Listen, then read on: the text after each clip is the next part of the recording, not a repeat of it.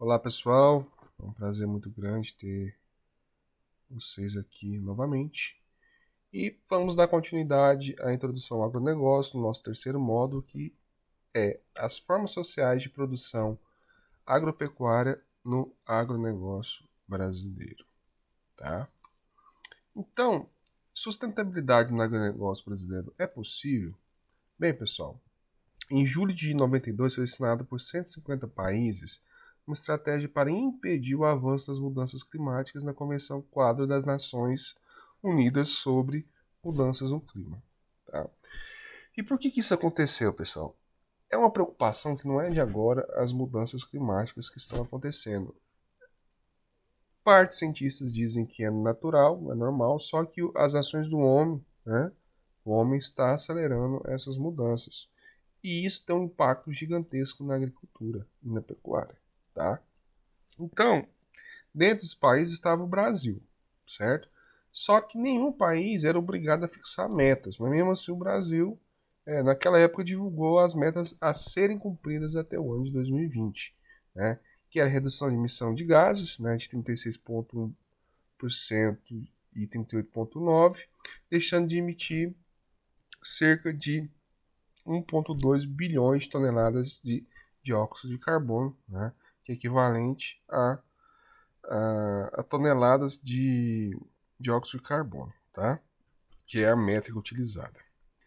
Então, para isso, pessoal, o Brasil tem que reduzir 80% a taxa de desmatamento na Amazônia e 40% no Cerrado, né? Que isso implicaria a diminuição de emissões, né, na ordem de 669 milhões de toneladas de dióxido de carbono. Adotar a agricultura de recuperação de pastagens atualmente degradadas, ampliar o plantio direto e fixação biológica de nitrogênio, né, daí 133 a 166 milhões de toneladas. Ampliar a eficiência energética, o uso de biocombustíveis, oferta de hidrelétricas e fontes alternativas de biomassa, eólicas, pequenas centrais hidrelétricas e uso de carvão de florestas plantadas na siderurgia.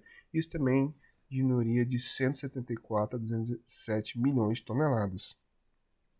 Então, esse compromisso ele foi velado, né, e assumido voluntariamente pelo Brasil e está previsto no artigo 12 da lei que institui a Política Nacional de Mudanças do Clima, o PNMC, que é a Lei 12.187, de 29 de dezembro de 2009. E em 2010, pessoal, foi publicado o Decreto 7.390, que determina a criação de planos setoriais da parte de energia, desmatamento da Amazônia, desmatamento do Cerrado, indústria, pesca, transporte, saúde e mineração, cujo principal objetivo é a redução de gases do efeito estufa, que é o GEE, tá? Então, pessoal, a agricultura brasileira, naquele momento, né, quando foi feito isso, ela estava passando por transformações que a gente já viu, né?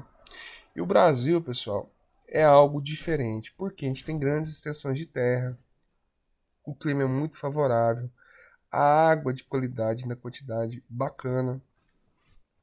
Nós temos os produtores rurais, né, tanto na parte agrícola e pecuária, que são grandes empreendedores. Né?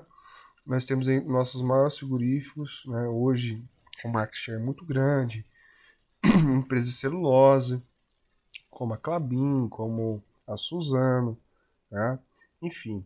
E graças aos avanços tecnológicos que o Brasil tem apresentado. Né? Isso é um diferencial, né, gigante, um know-how bastante determinante para essa posição nossa de relevância.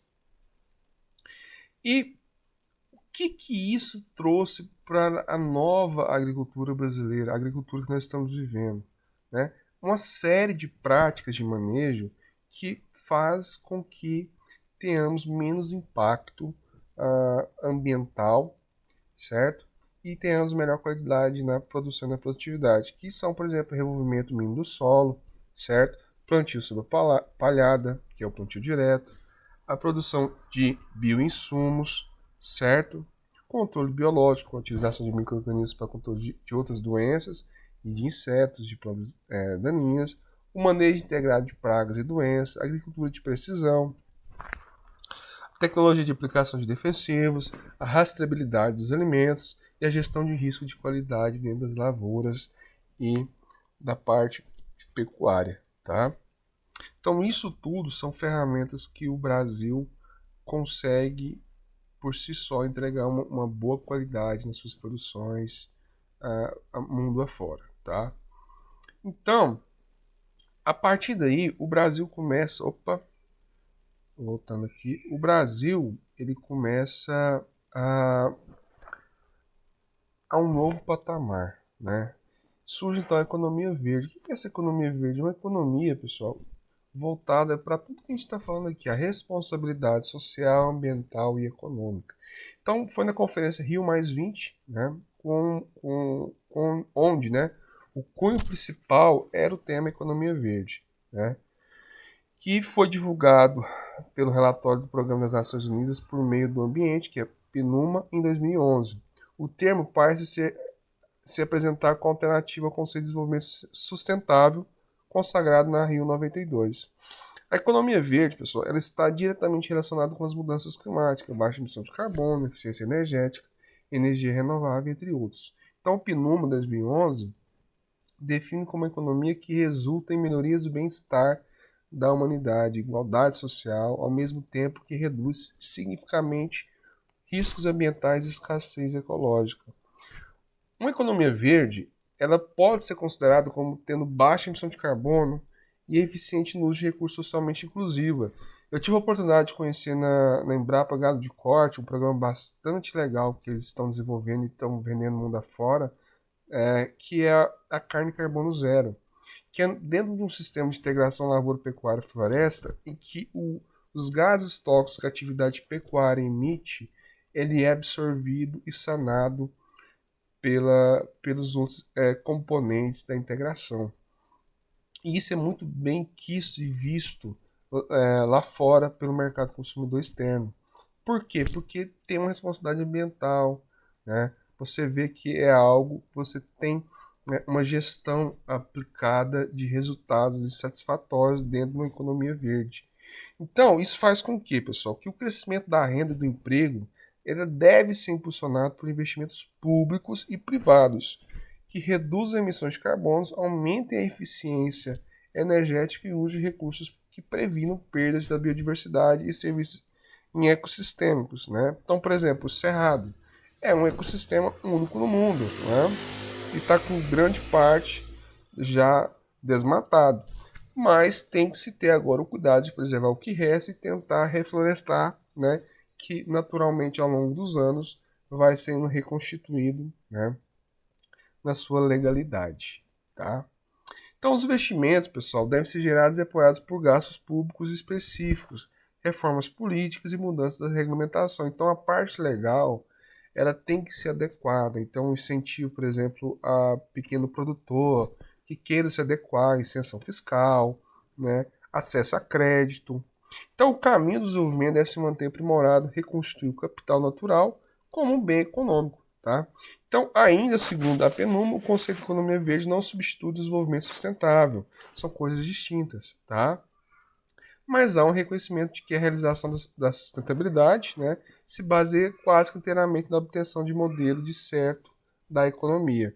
Então, décadas de criação da riqueza através de modelo econômico marrom, a gente viu que não deu certo, né, que era um modelo que estava sendo feito, onde a gente teve uma substancial marginalização social e o esgotamento de uma série de recursos naturais. Tá? Então, a transição para a economia verde não é um processo simples, né, e nem rápido. Ele tem que passar por vários vieses, né, de regulamentação, política, subsídios e incentivos. Então, em escala nacional, né, as mudanças das políticas fiscais, reforma e redução de subsídios, emprego de novos instrumentos de mercado, por exemplo, crédito carbono, certo? Então, tornar essas ferramentas atrativas do ponto de vista financeiro. Tá? Porque a gente sabe que é capaz, a gente é capaz de produzir alimento para todo mundo de forma viável e econômica e sustentável, tá, gente? Isso é real, isso não é eu, da minha cabeça, Zé Neto, fontes, vozes da minha cabeça, não, isso são estudos que já mostram, tá? Então, numa escala mundial, também há oportunidades para complementar a infraestrutura do mercado, tá? Por quê? O mercado, gente, ele é exigente, tá? Quem tem dinheiro, que importa da gente, ele quer, na grande maioria das vezes, que o que ele esteja comendo tenha por trás uma responsabilidade fiscal, uma responsabilidade social, uma responsabilidade ambiental, tá? Então, por que que é importante a gente falar isso? Porque veja o quanto o Brasil é dependente de agrotóxicos. Aqui são os principais princípios ativos, né, e a quantidade que a gente consome, sendo o principal o glifosato, tá? O glifosato, que em 2009 o Brasil consumiu 90 mil toneladas de glifosato, do princípio ativo. Agora pensa isso diluído em concentrações, tá? Veja, olha a quantidade, tá? E muito desses produtos aqui, pessoal, eles já foram proibidos em vários países ao redor do mundo, tá? E a dependência é tão grande que hoje o Brasil não está preparado, por exemplo, para deixar de utilizar o glifosato, tá? Então, e aqui a gente tem as culturas que mais se consomem essas moléculas, tá? Vejam que laranja e soja são os que têm o maior consumo, seguido do milho, né? Depois do arroz e da cana. São alimentos, pessoal, que têm uma importância alimentar muito grande para a gente, tá? E aqui é a classificação deles quanto à utilização. A maior utilização é de herbicidas, depois de inseticidas. Então, os dessecantes, que são os herbicidas, são os que são mais utilizados em escala, tá? Desse grupo de agrotóxicos, tá? Mas há meios alternativos, sim, pessoal, há, mas são pouco utilizados. Por exemplo, o uso de feromônios que são para atrativos, né? Para captura de insetos ou às vezes até para a morte mais efetiva deles, apenas o sul e o sudeste, e mesmo assim o sudeste, que é o estado da região sudeste, que utiliza. As outras regiões, né, até em 2009, não utilizavam. E o sul é o que manda, tá?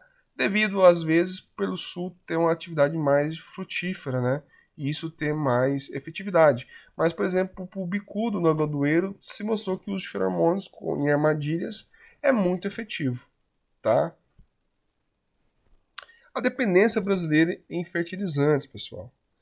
Então, a gente está vivendo um momento agora de crise, né? Uma guerra entre a Ucrânia e a Rússia.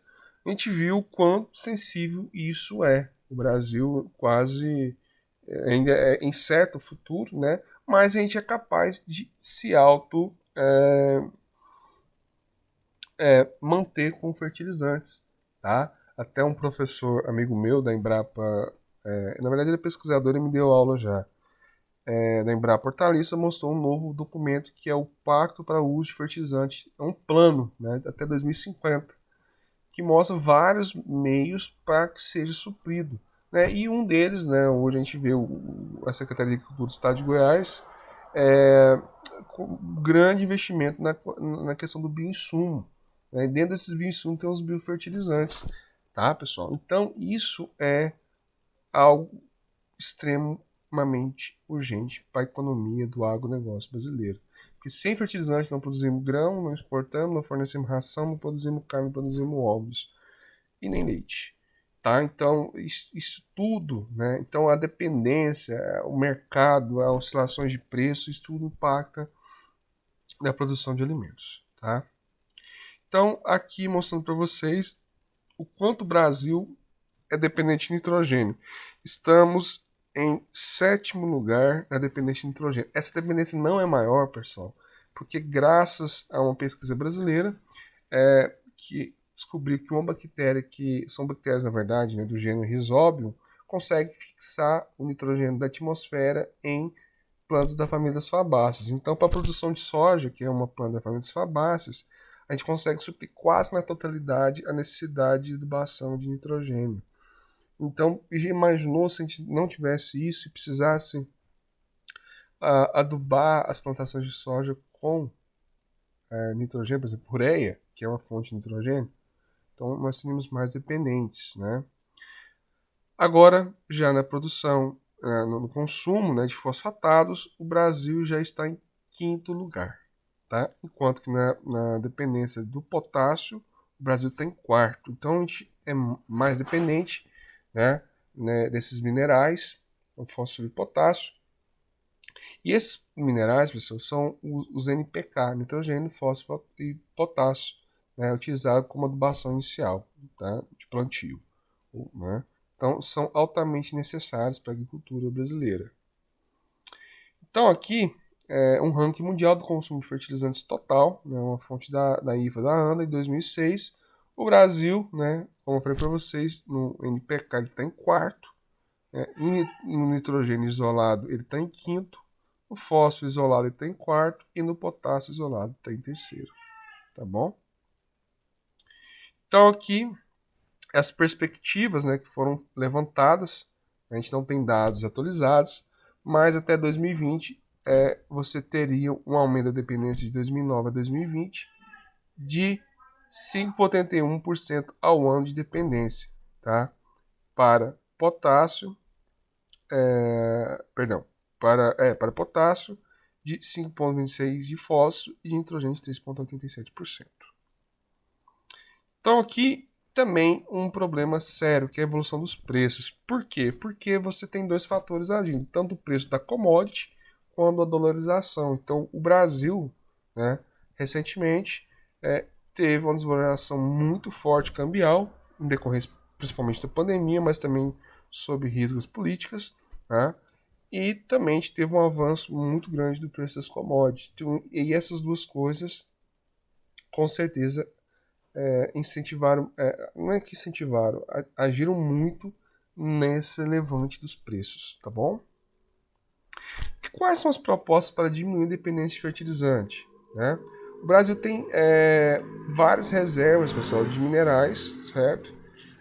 Só que precisa de estudo, né? Então precisa que tenha esse incentivo, intensificar o uso do calcário, né? Calagem na agricultura, que né? Quando você controla o pH, você consegue, no espectro de pH de 5,5 a 6,5, você consegue ter uma melhor disponibilidade dos nutrientes, tá? Implementar a larga escala no país o Fertile Best Management Práticas, né, que são as melhores práticas de fertilização, né, quantidade e no momento certo. Aumentar áreas com rotação de cultura, utilizando plantas fixadoras de nitrogênio para suprir, como cuna preta, cotalara, enfim. Intensificar as pesquisas com o objetivo de aumentar a eficiência agronômica de fertilizantes convencionais, né? Utilizar, por exemplo, fertilizantes não convencionais, como pó de rocha, certo? E entre outras práticas, pessoal. Então, existe um caminho para a sustentabilidade, tá? Suprir total, a gente não sabe, mas grande parte sim. E outros problemas que o agronegócio enfrenta, né, que é os recursos hídricos, né? A gente tem grande quantidade de água de boa qualidade, só que vários produtores e pecuaristas, infelizmente, usam de forma errada e não regulada, tá? Retirando até de lençóis freáticos. Então, deveria ter uma fiscalização em cima disso, né? O tratamento de resíduos, né, na pecuária e na agricultura e a sustentabilidade entre o meio ambiente e as atividades agrícolas. A gente tem que ter um, um equilíbrio, uma melhor fiscalização, uma melhor atuação das entidades públicas e privadas com comprometimento para resolver isso, tá? E não podemos deixar de falar algumas tecnologias que já estão sendo atuadas que diminuem os impactos ambientais e elas são 100% made in Brasil. Quando eu falo 100% made in Brasil, quer dizer que elas têm melhor o dedinho brasileiro, né, que melhorou as técnicas e a gente consegue intensificar elas no mundo afora, né?